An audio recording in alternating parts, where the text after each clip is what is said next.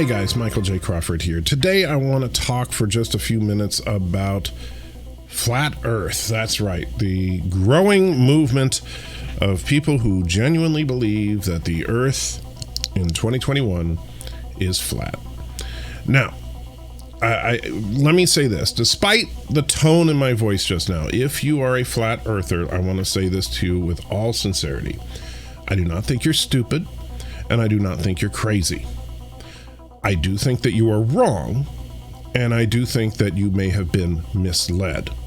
And I want you to hear me out, because if you truly do believe in this flat earth model, this and videos in the future that I'll be doing on the flat earth model, I hope that you will take seriously and talk about, as opposed to getting emotional and angry over things, because when we do that, it's counterproductive.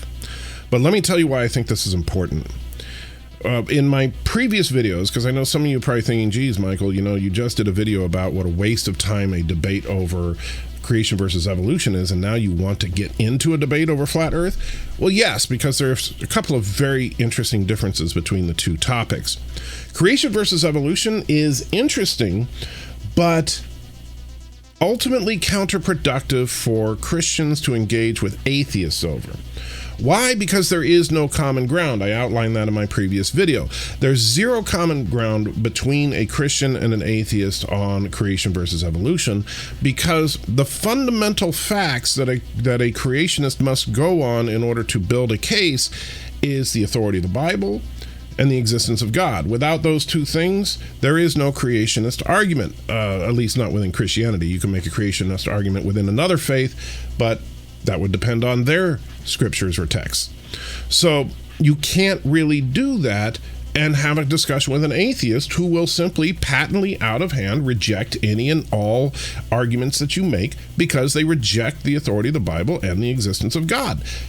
There's nothing to discuss. And the only thing we end up doing is pushing those people that we would want to welcome into Christianity. We're pushing them away by simply engaging with them in a completely fruitless argument. Flat Earth is very different. Flat Earth, I genuinely believe that Christians need to engage in this debate, and they need to engage immediately, and they need to engage defending the quote-unquote global model. Why? Because flat earthers, especially those that call themselves biblical flat earthers, those that try to use the Bible to support their arguments, are simply pushing this particular interpretation of some scriptures that is way off base, and basically convincing atheists that that is the proper way to interpret the Bible. There are many atheists that will look at flat earth arguments from the biblical flat earthers and then turn around and use those same arguments as a reason why Christianity is false. So absolutely, flat earth thinking, quite frankly, is a cancer in Christianity, a cancer that needs to be dealt with. And so it is up to us to deal with that cancer.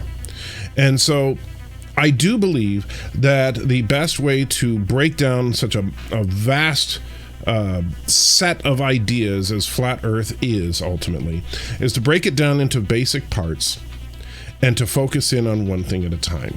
Because if we try to take it all on at once, then it becomes a scattershot argument, and then people throw other scattershot arguments back, and it just becomes a convoluted mess. So in this particular video, we're only going to focus on one topic. A lot of verses, but only one topic.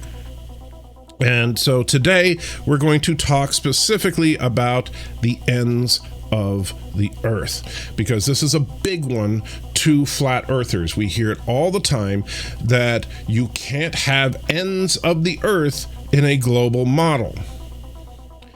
And I did a cursory search. Now, there are a lot of different translations of the Bible. Some of them phrase things a little differently than others. However, it seems that the number doesn't vary too much between the various translations. But I happen to be partial to the Holman Christian Standard Bible, and so that's the one I used.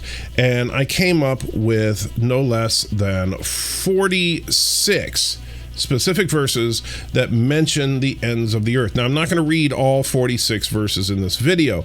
While I could, I have them listed in front of me. It would make for a rather tedious video to read 46 verses and then try to discuss the context of each of those 46 verses. This video would be 3 hours long if I tried to do that. And as much as I like the Snyder Cut of Justice League, I don't want my videos to be as long as that film. And, well, that was 4 hours, but you get the idea.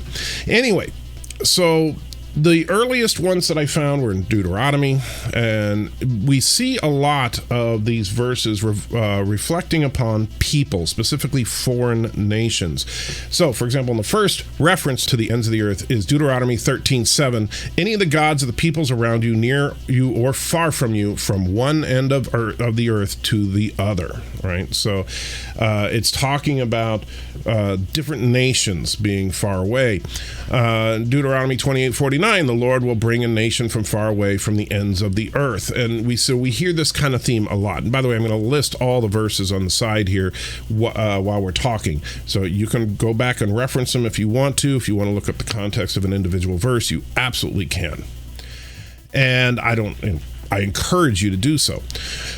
We then do have some examples of the ends of the earth listed in purely geographical sense. So, for example, in Job 28:24 says, "For he looks to the ends of the earth and sees everything under the heavens." And that's an interesting one because in that particular one, you could say that, well, if God is seeing everything under the heavens and the earth is under the heavens, and that's where people kind of think, well, there's heavens, earth, and then under the earth, right? But so that's a flat plane as opposed to a spherical object. Now, this presupposes a couple of factors that are a little problematic with these types of verses, and that is the fact that, well, if God is omnipresent, then he can look down on the earth from literally any direction. And generally speaking, the Bible is written from the perspective of man, and so man is on the earth, so anything outside of earth, if you head to the atmosphere and beyond, would be above the earth. And so the heavens being above the earth doesn't necessarily mean in one specific direction. But, well, that's not even part of my argument in this particular case, because I know people will go back and forth about that because you don't have a clear-cut answer to that. I just think that it's interesting that when it's convenient, people will limit what God can do, that they forget about God's omnipresence.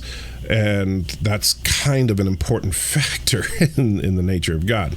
But also in Job 37:3, he lets loose beneath the entire sky as lightning to the ends of the earth, stuff like that. This continues on through Psalms, Proverbs. I know there are a lot of verses in Psalms, and I will tell you that I know that some people will try to argue against the various verses in Psalms and Proverbs and Job because those are all considered books of poetry. I'm not going to do that in this particular video. I'm not going to dismiss out of hand any of these verses. There are just a few references when we get to the New Testament. There's one in the Gospel of Matthew. The queen of the south will rise up at the judgment with this generation and condemn it because she came from the ends of the earth. Again, talking about a people that are distant away. In Mark, it says he will send out the angels and gather his elect from the four winds from the end of the earth. Same kind of thing. And the last couple of references are in the book of Acts, and there's one in Luke that also parallels the Matthew verse. But in Acts, we have, you will receive power when the Holy Spirit comes upon you, and you will be my witnesses in Jerusalem and all of Judea and Samaria and to the ends of the earth. And again, Acts 13:47, for this is what the Lord has commanded you. I have made you a light for the Gentiles to bring salvation to the ends of the earth. Again, talking about distant people. And so most of the references seem to be talking about nations that are far away.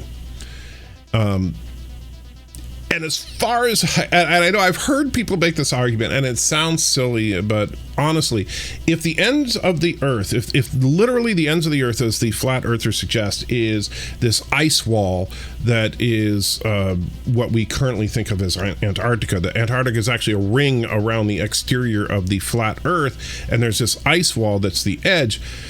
Well, based on a lot of these verses, there should be people there.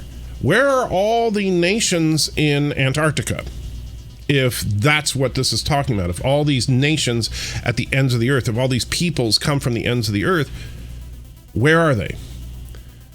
And the funny thing is, there are actually a couple of references that refer to specific people at the end of the earth, and those people are not at the end of the earth. So you run into some problems there. But the interesting thing about Scripture is that we're dealing with ancient writing in an ancient language translated to contemporary English. And I know it's translated to other languages, but I don't speak them. So I'm just working with English translations. And the interesting thing is that we forget that sometimes certain terms don't mean what we think they mean. So we need to get into what are the biblical definitions of these terms, and specifically, what is the biblical definition of Earth? Because in 2021, of course we know that when we say Earth, we're talking about planet Earth, right? No one would ever simply reach to the ground, pick up some soil and say, this is Earth, right? Oh, wait, they would, but not generally. Now, are there verses in the Bible that define the meaning of earth, that give us a good biblical context for this term? Absolutely. And so I'm going to use 2 verses in the Bible to refute all 46 other verses as far as they're being describing the literal end of the earth, that these are not in any way, shape, or form talking about the edge of a disc. So I hope you're ready for this. And flat earthers, I challenge you to look at these verses in their context. You can look, if you've got a concordance or a couple of lexicons, look at the Greek and Hebrew. Absolutely challenge you to do that. All right. So we will start with Job 11:9. Their measure is longer than the earth and wider than the sea. You might say, so what? And in fact, the interesting thing about Job 11:9 is that many flat earthers try to use this as a supportive verse for a flat earth, because they say, well, wait a minute, a measure, or in some translations, the term used for measure is referring to like a measuring rod, and a measuring rod is a straight line, and you can't measure a straight line over a spherical object. You can, but that's their argument. And that's okay, fair enough, that if I wanted to grant you that, but you still run into the problem of defining terms, because this particular verse separates out earth and sea. And so if earth is not the same thing as sea, then that would mean that Antarctica is not on earth. By the way, neither is the Americas, right? Anything that doesn't connect directly, physically, to the landmass that happens to contain Israel is not Earth, if the sea is not Earth. Well, that seems a little odd, right? But where we really get the best definition of the term earth from a biblical sense is one of the first verses in the Bible. And in fact, it is the 10th verse in the entirety of the Bible. Genesis 1:10 literally defines the term for us. God called the dry land earth, and he called the gathering of the water seas. And God saw that it was good. Earth does not mean the planet from a biblical sense. Earth does not mean a flat disk from a biblical sense. From a biblical sense, earth means the land. And the interesting thing about that is that the land does have ends. If you don't believe that, try driving west of California. Try driving east of South Carolina, and you will find a definitive end of the earth, because your car will end up in the ocean. I think that people get worked up into the various conspiracy theories and such, and we forget about the fact that we're not looking at the Bible in its entirety. We're looking at isolated verses out of context to try and support an idea, as opposed to reading the Bible and trying to understand what the message of the Bible actually is. So please, if you're a flat earther, don't take offense to this. You have been misled. The ends of the earth does not refer to the edge of a disc. It refers to the border between land and sea. And that is all. Take care.